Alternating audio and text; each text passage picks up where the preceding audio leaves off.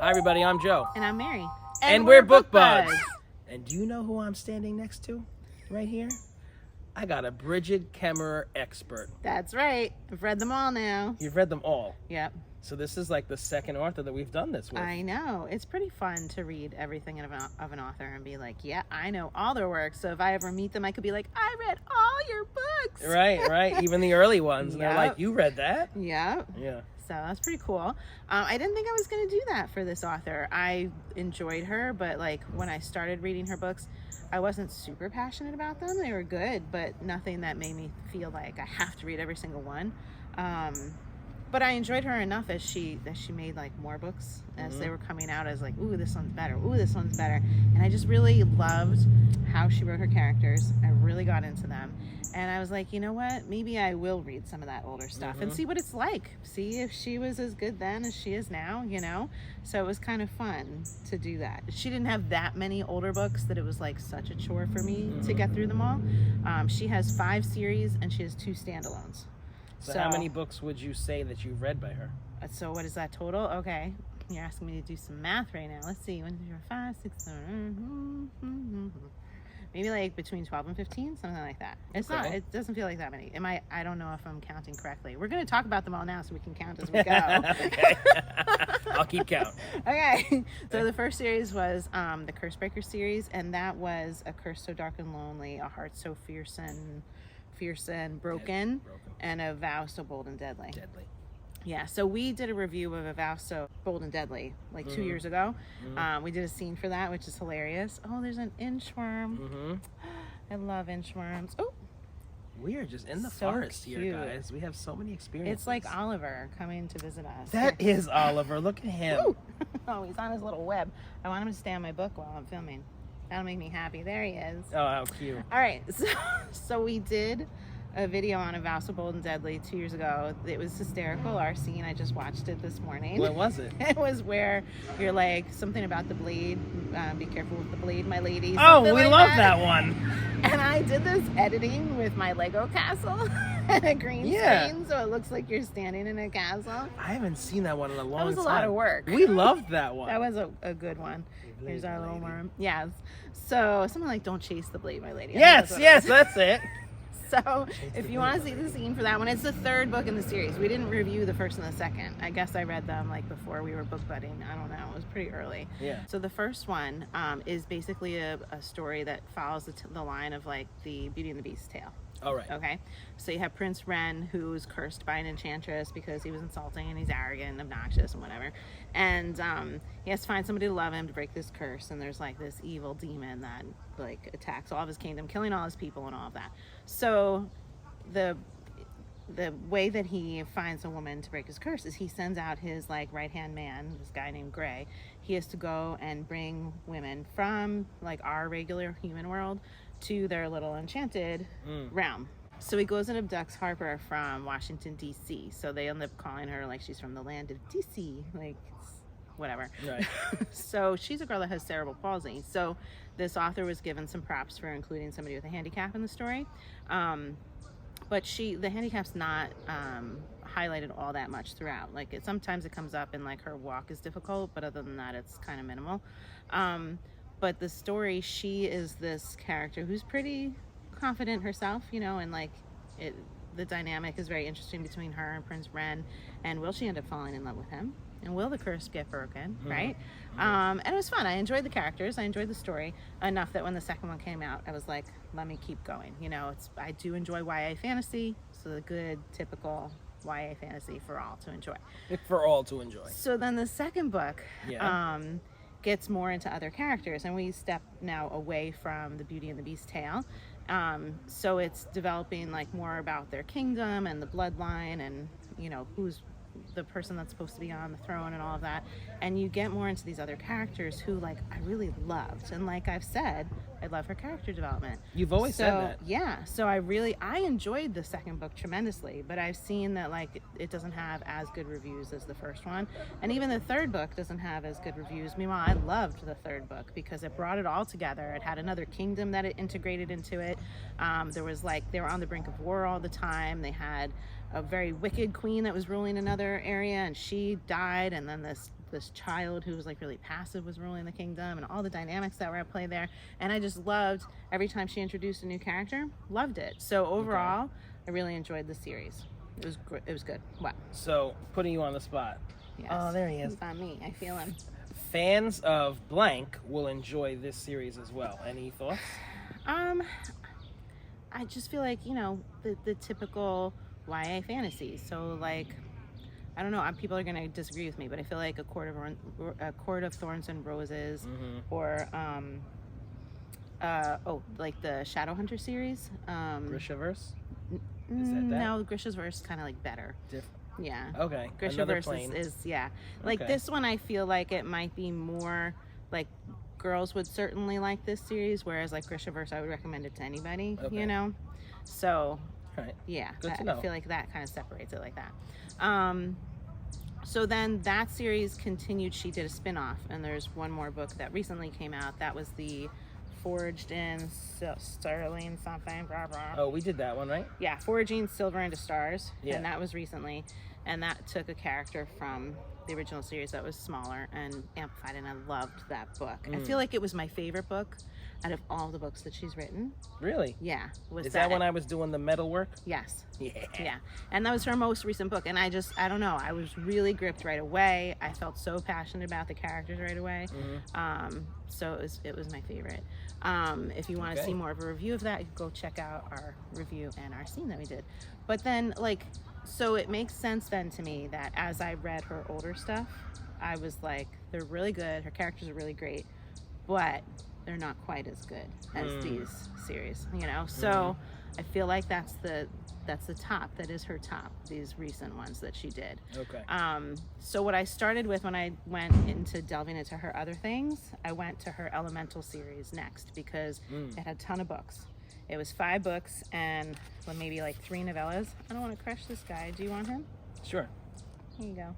I'll take over. He's so cute. He's inching his way along. So let's see. Oh no, okay, before I read the Elemental series, I read Defy the Night and Defend the Dawn. Do you remember that? And that one was a little weird because I was like, I feel like it's fantasy, but they just had moonflower petals that was like a medicine, and that was the only magical thing about it, you know? Yeah. So it wasn't really truly magical, but it did take place in a kingdom. It had that kind of vibe, and the characters were amazing. I loved the girl, what was her name, Tessa, and Wes were like making medicine and sneaking off and giving it to people, and he wore a mask. They didn't know who each other were and all of that. There was like political conflict within the kingdom, some backstabbing and all of that. I loved it. It was really good, but it was very similar in vibe to the kingdom kind of realm that she had in the Cursebreaker series. Okay, so that's why I forgot that. Okay, so then I went back. I went to the Elemental series, and there were 5 books and 3 novellas. So in this series, there were like all these brothers that have this elemental ability. So one would be able to manipulate water, the other fire, earth, and air. And so 4 brothers, parents were killed because of their powers and trying to protect the kids and all of that. And the oldest brother, he's maybe a few years older, like in his 20s or something, and he has to raise these 3 teenagers who are just coming into their magical abilities. Oh, wow. Okay? So, when you first get the command over water, you're not so good at it. Right. And you're going to screw up a lot. Floods the house. Right. Stuff like that. So the brothers got to keep him in line, got to make sure that the community doesn't know about his powers, because everyday people don't know that these things exist. They're just living in their community, and they'll have tsunamis and be like, oh, the weather's really weird today, but it's because of these dudes and their magical ability. Okay, so each book goes into each brother. I'm being attacked.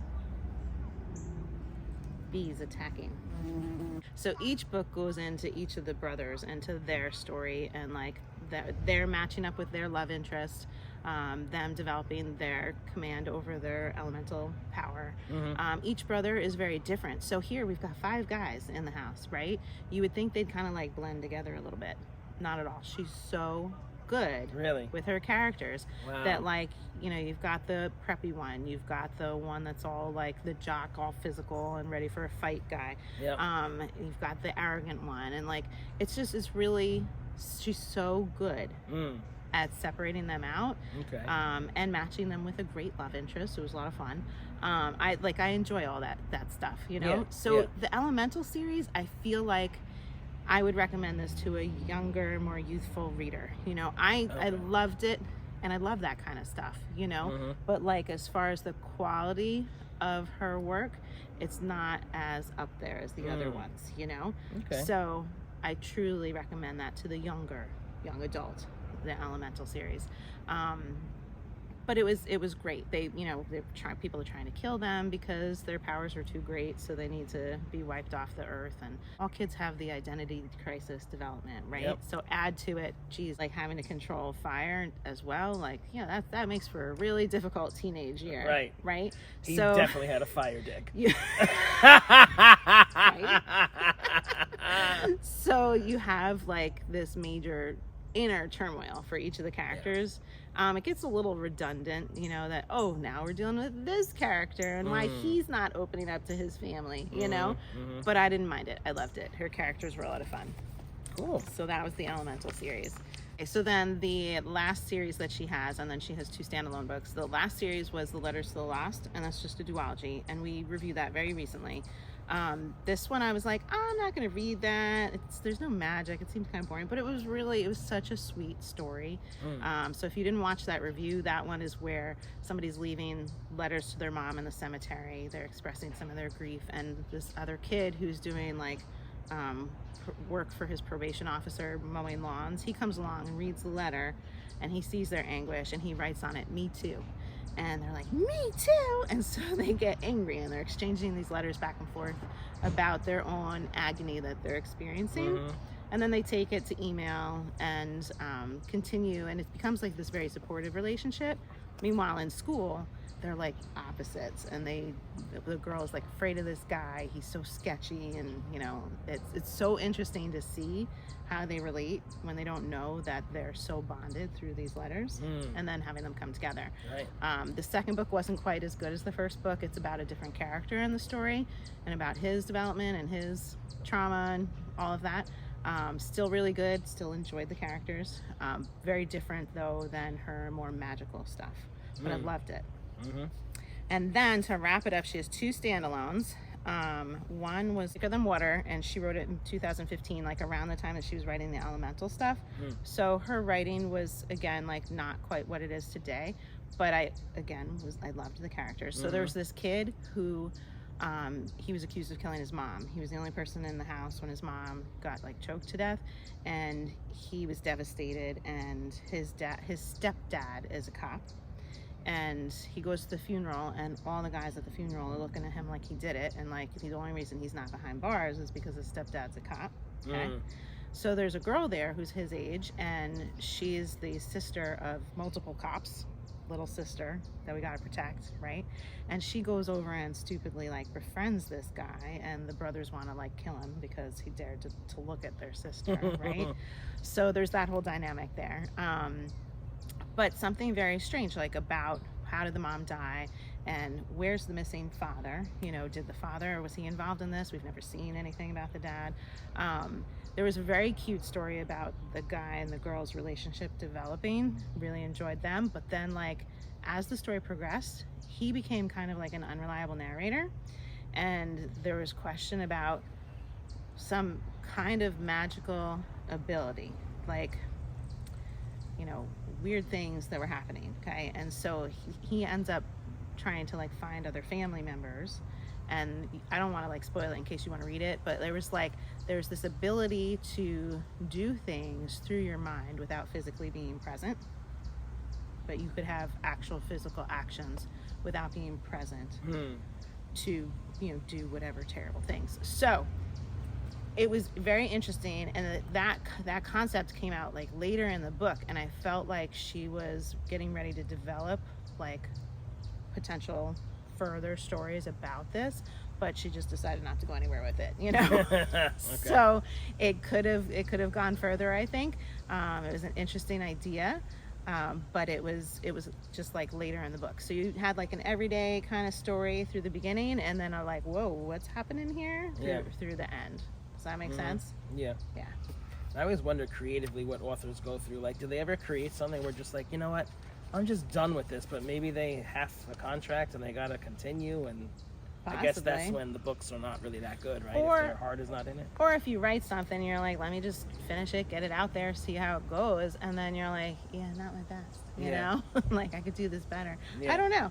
But once again, though, like, I love her characters in all of them, you know? So, like, that quality's been there consistently, you know? That's her strong suit. Yeah. So then the last one I'm going to talk about was another solo book. It was called Call It What You Want. Oh. And in this one, we had a rich kid who, you know, was living the life, and his dad was wheeling and dealing, making all sorts of money. But the dad was embezzling money, and he ended up losing money of all the local people. So imagine, like, you're the most popular kid, right? Hanging with all these other rich kids as your best friends, and then your dad goes and like makes everybody poor, right? Really bad. So then dad ends up attempting suicide and isn't successful, but he's like totally handicapped, can't do anything for himself. And the mom is like, and this kid end up like bathing him, feeding him, and he's just like in a chair, immobile, right? So he's really suffering because here this man that screwed up his life is like right there in their home, and he's mad at him, and he used to love him, and it's like there's a lot of like, she really is good at describing the emotional torment that people go through, you know. So you feel for them, you feel the dilemma that they're in and everything. So that's him.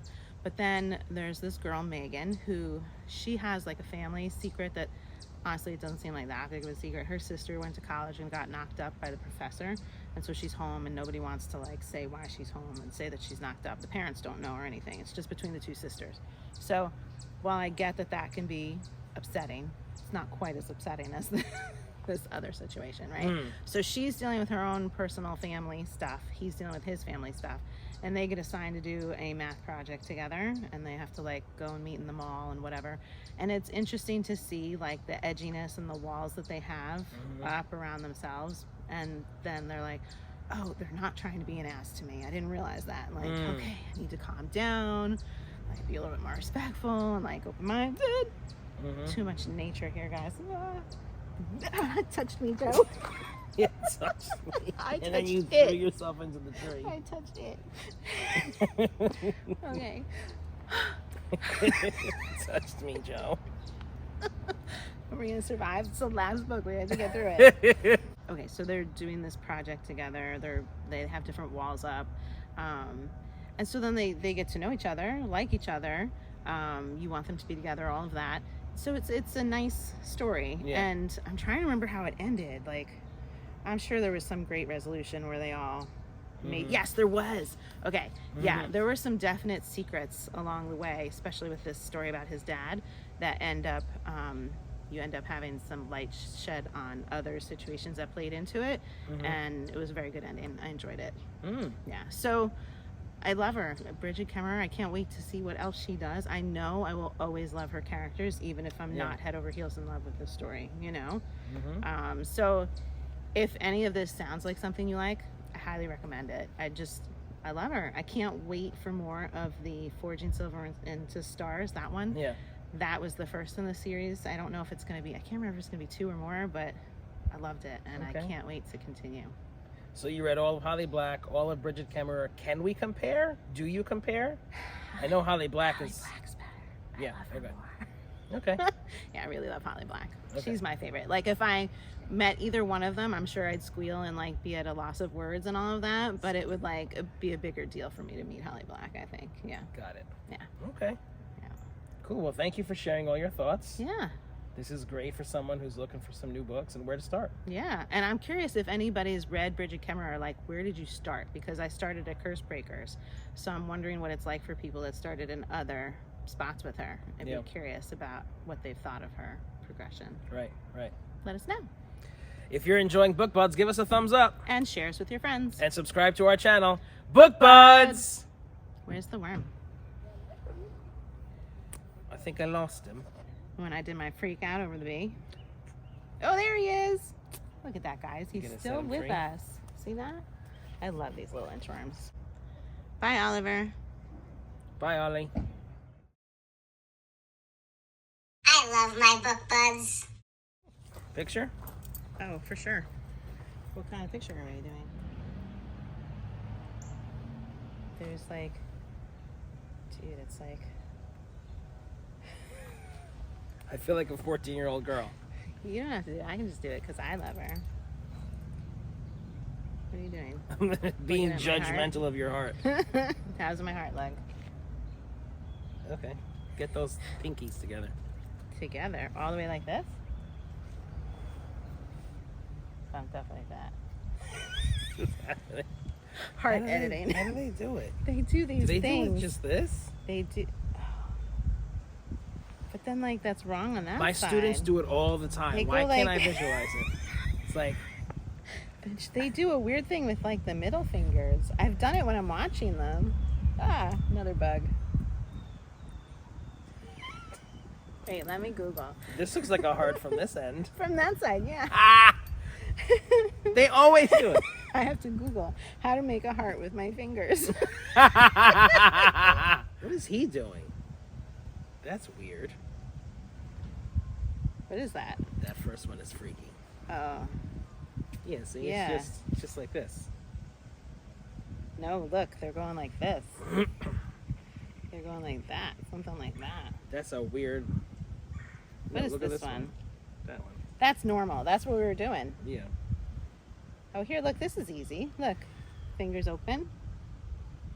What is that? I'm like, that's easy. That looks weird. No, look, like this. All this is unnecessary. What's all that shit? Unnecessary. Cut your fingers off, Mary. No. What is that? What fingers are they using? 1, 2, 3. It's this. Ew. This one is bent. Like this? This one is down. Like this? Yes! So hold that so I can do it. I mean, Brigid Kemmerer. That's odd. Look at me. So your middle fingers are straight and your pointers are bent. Oh, and my thumbs are in. Yeah. I don't think I can do that. Yeah. Does it look good? Yeah. That looks good. Yeah. It doesn't look good to me.